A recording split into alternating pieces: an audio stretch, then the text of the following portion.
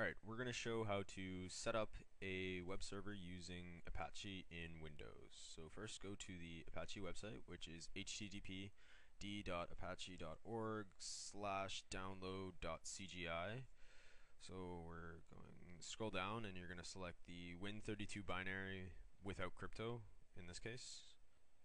Alright, so now we're going to install the server. For network domain and server name, you're going to put in homeip.net for both. Administrator sure email will be your email, so I'm just going to put in my CDF account. Alright, so you're going to choose to install Apache HTTP server programs for port 80. It's easier, so I'm just going to install. Alright, so once it's installed, you should head to your browser, and just to check if it works, you can type in either localhost or 127.0.0.1, and if it works. Alright, the next step is we're going to make a new directory for the web server, because right now it's just the default, it's some folder within the Apache folders. So we're going to open up command here. Okay, we'll go, we're going to create a new folder, so make dir, and we're going to call it, let's call it WS for web server, and we will. Alright, now that we've made the web server, or the new web server folder, we're going to change that in the Apache configuration. So the directory for the Apache configuration is where you installed it, and so it'll be, if you did default, it'll be program files, Apache Software Foundation / Apache 2.2, and it'll be in the config folder.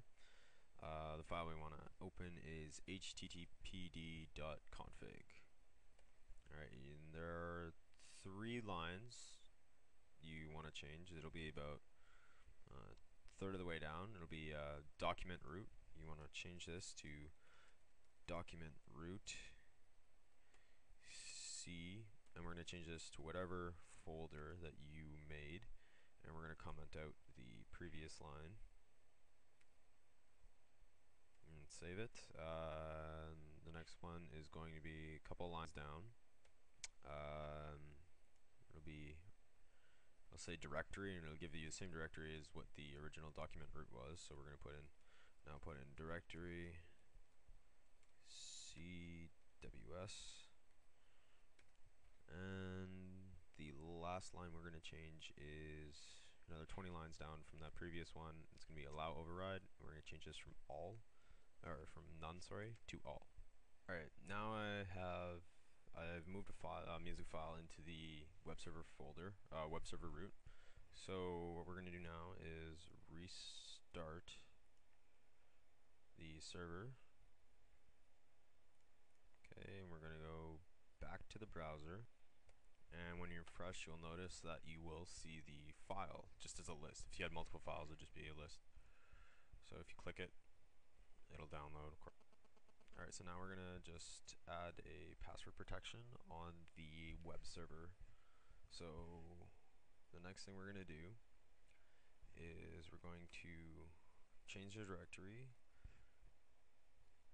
to program files. We're going to go to the Apache folder, and now we're going to change it to bin. So now we're going to create the file. So we're going to run the command htpasswd, which is htpassword, -c, and okay, we're going to pick a we're going to want to save this file to anywhere but the web server root. So we're just going to save it to C drive, and we're going to call it mypassword.txt, and you add in the username that you want to add the password to. And the next step we're going to do is add the h.htaccess file, which will use the information here. The htaccess file will be in the web server root, so you can just, if you still have it open, new text document. Just leave it named like that for now, and okay, you're going to type in auth type basic auth name. You can just just enter in any, this will show up in the dialog box, so just, we're just going to go private area, please log in. Auth user file, this is going to be the file that you created in the previous step. So if I recall, it was my password.txt, and the next is auth group file dev/null. Alright, now limit get post put require valid user limit. And when you go to save this file, click save as tile, do all types, and we're going to go .ht access. We're going to have that text file in there, so you can just delete that. And now that you have the .ht access file, you're just going to want to reset the server again. Now that the server is reset, we're going to go back to the index and see now you're going to want to log in with the username and password you did created two steps before. Alright, so that's really quickly how you create a very basic web server for yourself.